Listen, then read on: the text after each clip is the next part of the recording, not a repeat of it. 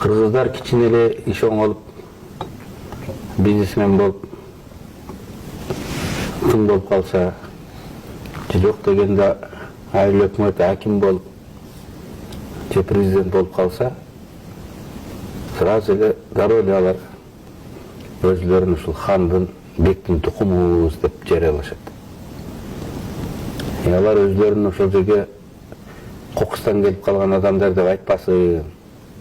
Биз советтердин убагында эле тиги аталарыбыз исполком болуп жүргөн, или жок дегенде зоотехник райыс болуп жүргөн.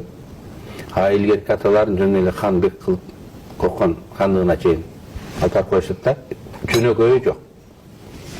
Бул алардын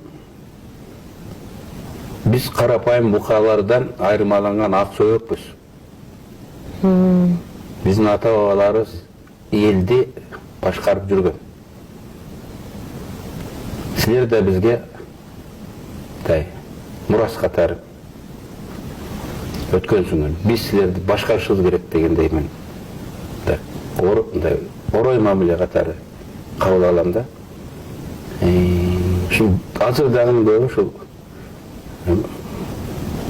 тарыхчы жалдап алып, Кокон хандыгында адилетсиздикке күрөшүп, качып келген ханзаданын тукумубуз деп бирөөсү жарыялайт.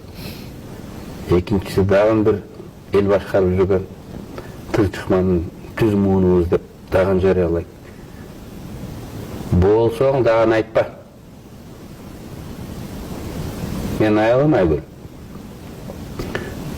Биздин балдар тууган балдары менен жолукканы баратса, же биз тааныган жөнөкөй үй-бүлөдө биз эле жөнөкөй элес кетип атса, Айгүл ушул жаңы кийимин кийип алса, чечтирип кийбе, жөнөкөй кийимди кийип бар деп балдарга жөнөкөй кийимди кийип жөнөтөт эле да.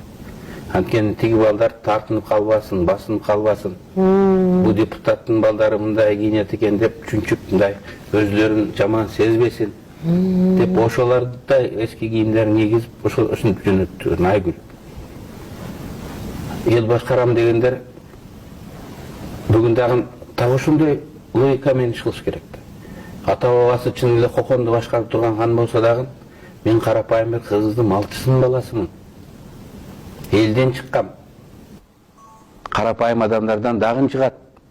Жаш балдар, ар бириңин ушундай шансың бар. Бизнесмен болуп, бай болгонго да, президент болуп, эл башкарганга да мүмкүнчүлүгүңөр бар. Ар бириңердин укугуңар бар деген идеологияны таңалашыбыз керек да. Жок. Келсе мен баймын, аккан арктан су агат, анткени атам бай болгон. Мен чоң болдум, анткени атам эл башкарып жүргөн. Сен карапайым букаранын баласы. Өзүң ушундайсың. Атаң ушундай болгон. Чоң аталарың ушундай болгон. Неберең да мага кызмат кылыш керек деген идеологияны таңалатабыз да. Ошон үчүн мен атам колхозчу болгон, апам колхозчу болгон. Апам окуганды билген эмес. Атам көп окуганы менен 4-классты бүтүп, кийин самоучка болгон. Чоң аталарым да жөнөкөй